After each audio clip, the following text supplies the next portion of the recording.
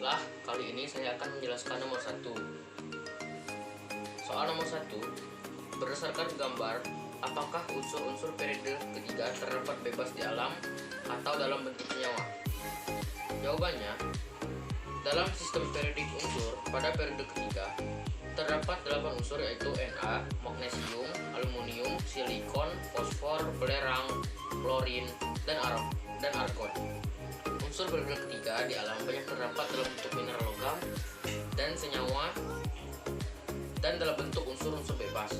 Unsur logam seperti natrium dan magnesium berada dalam bentuk senyawa.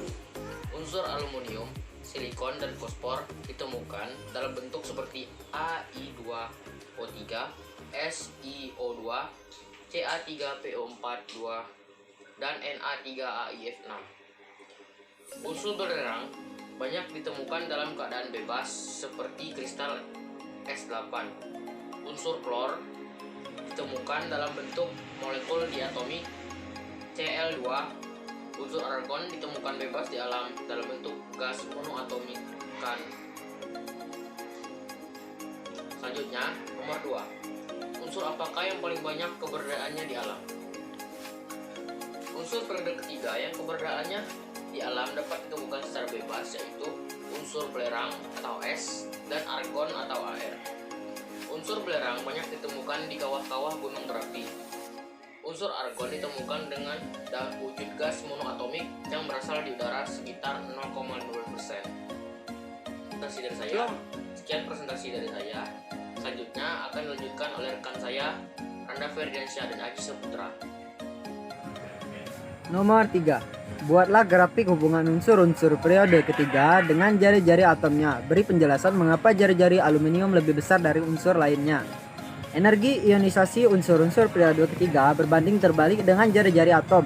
Pada umumnya, semakin kecil jari-jari atom suatu unsur, energi ionisasinya semakin besar. Namun, energi ionisasi unsur juga dipengaruhi oleh struktur elektron pada orbital terluarnya. Oleh karena itu, ada sedikit penyimpangan energi ionisasi unsur-unsur pada periode ketiga. Energi ionisasi magnesium lebih besar daripada aluminium dan energi ionisasi P lebih besar daripada S. Penyimpangan ini dikarenakan atom magnesium memiliki orbital 3s penuh dan atom P memiliki orbital 3p setengah penuh. Konfigurasi penuh dan setengah penuh seperti ini relatif stabil sehingga lebih sukar melepaskan elektron. Untuk melepaskan elektron membutuhkan energi yang besar. Nomor 4. Buatlah grafik hubungan unsur-unsur periode ketiga. Dengan titik didihnya beri penjelasan mengapa titik didih silikon lebih tinggi dari unsur lainnya. Titik leleh dan titik didih naik di 3 logam pada periode ketiga, natrium, magnesium, dan aluminium. Karena meningkatnya kekuatan ikatan logam dari Na ke Al ini disebabkan peningkatan elektron di lautan elektron antara logam dan berkurangnya jari-jari atom. Jumlah elektron yang masing-masing atom yang dapat berkontribusi terhadap lautan elektron terdelokasi meningkat. Jari-jari atom juga semakin kecil karena semakin banyak elektron yang tertarik oleh inti atom yang bermuatan positif. Silikon memiliki titik didih yang tinggi pula karena adanya ikatan kovalen antara atom silikon yang kuat sehingga memerlukan energi kalor yang besar untuk memecahkan dan melelehkan silikon padat. Namun ikatan ini tidak sekuat ikatan logam dan titik didih Si lebih besar rendah dari titik didih Al. Oke, kali ini saya akan melanjutkan presentasi dari teman saya yang bernama Aji Saputra. Fosfor, sulfur, klorin, dan argon memiliki titik didih lebih rendah dari silikon karena hanya memiliki gaya van der Waals antara atomnya. Fosfor berbentuk molekul murni P4 karena ukuran molekul kecil 4 atom per molekul. Gaya van der Waals antara P4 juga kecil dan titik didihnya rendah. Sulfur berbentuk molekul murni S8 karena ukuran molekul besar atau 8 atom per molekul. Gaya van der Waals antara P4 juga besar dan titik didihnya lebih tinggi dari P4, namun lebih rendah dari Si. Klorin berbentuk molekul murni Cl2 karena ukuran molekul kecil atau 2 atom per molekul. Gaya van der Waals antara P4 juga kecil dan titik didihnya rendah.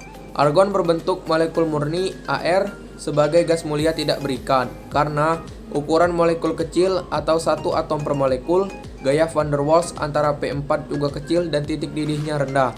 Argon memiliki titik didih paling rendah dari semua unsur tersebut. Periode tersebut. Berikut grafik titik leleh unsur-unsur periode ketiga. 5. Buatlah grafik hubungan unsur-unsur periode ketiga dengan energi ionisasinya. Beri penjelasannya. Penjelasannya, orbital terwal Mg terisi penuh oleh 2 buah elektron sehingga lebih stabil dibandingkan orbital terwal Al yang hanya terisi 1 buah elektron. Selain itu, orbital 3s lebih dekat jaraknya dengan inti dibandingkan orbital 3p.